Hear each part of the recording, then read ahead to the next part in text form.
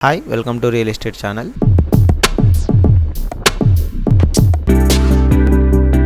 వడ్డీ రేట్లు తగ్గిస్తేనే సరసమైన గృహ నిర్మాణానికి తోడ్పాటు. సరసమైన ఇళ్ల నిర్మాణాల సరఫరా పెంచేందుకు ప్రభుత్వం ఇచ్చే పన్ను ప్రోత్సాహకాలతో పాటు గృహ రుణ వడ్డీ రేట్లలో తగ్గింపు వంటి చర్యలు దోహదం చేస్తాయి. 2023 రియల్ ఎస్టేట్ గృహ నిర్మాణ మార్కెట్ వాణిజ్య విభాగాల్లో మంచి పనితీరు కనబరిచింది. 2024లోనూ ఇదే కొనసాగుతుందన్న ఆశాభావం ఉంది. నివాస మార్కెట్లపై స్థానిక పరిస్థితులే తప్ప అంతర్జాతీయ పరిణామాలు పెద్దగా ప్రభావితం చేయవు. లోక్సభ ఎన్నికల సమయంలో కొత్త ప్రాజెక్టుల ప్రారంభాలు మందగించినా స్వల్పకాలానికేనని ప్రముఖ real estate consultancy Knight Frank India తెలిపింది.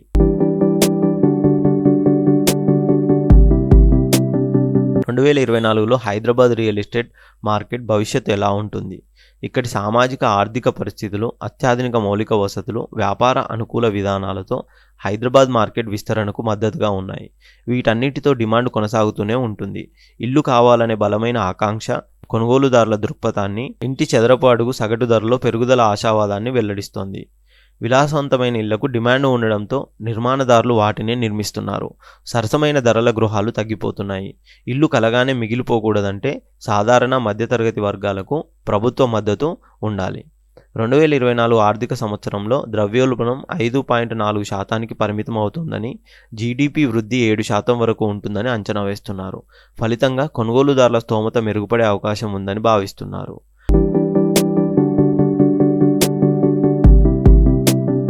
గృహ రుణ వడ్డీ రేట్ల తగ్గింపుతో ఇళ్ల నిర్మాణానికి తోడ్పాటు అందించవచ్చు. సరసమైన గృహాలకు వడ్డీ రేట్లు తగ్గింపు, ఆర్థిక ప్రోత్సాహకంతో వీటిని కట్టేవారు పెరిగి మార్కెట్లలో సరఫరా పెరుగుతోంది. బడ్జెట్లో పన్ను ప్రోత్సాహకాలను ప్రకటించాలి. ఏప్రిల్, మే నెలలో పార్లమెంట్ ఎన్నికలు రాబోతున్నాయి. దీని ప్రభావం రియాలిటీ పైన ఏమైనా ఉంటుందా? రాబోయే ఎన్నికలతో స్వల్పకాలానికి కొత్త ప్రాజెక్టు ప్రారంభ కార్యకలాపాలు మందగించవచ్చు. గృహ కొనుగోలుదారుల కార్యాచరణ అలాగే ఉంటుందని భావిస్తున్నారు. హైదరాబాద్లో గత ఏడాది నివాస వాణిజ్య స్థిరాస్తి మార్కెట్ పనితీరు ఎలా ఉంది? నివాస విభాగంలో వార్షిక అమ్మకాలు 6% పెరిగాయి. 32,880 యూనిట్లు విక్రయించారు. ఇది ఆల్ టైమ్ గరిష్ట స్థాయికి చేరుకుంది.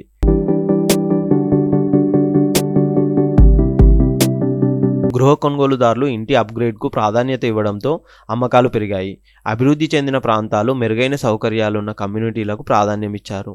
కార్యాలయాల లీజింగ్లో 32% వార్షిక వృద్ధి నమోదైంది.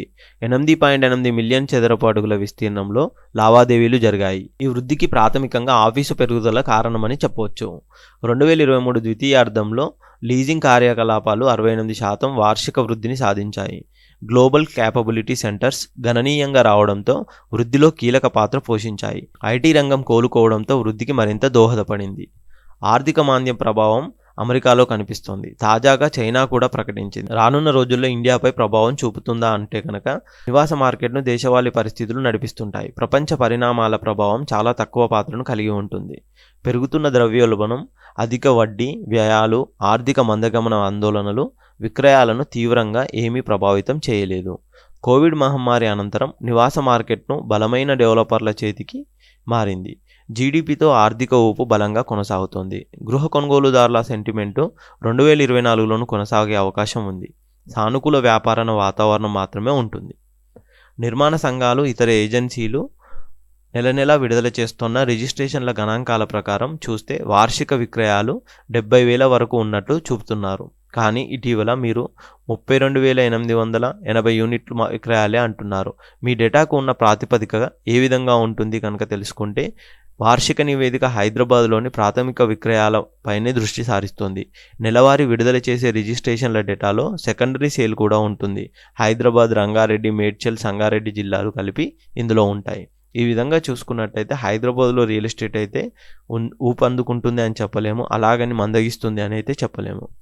ధరలను బట్టి, అక్కడ కొనుక్కుంటున్న కస్టమర్లను బట్టి ఆ విధంగా రియల్ ఎస్టేట్ అనేది సాగిపోతూ ఉంటుంది.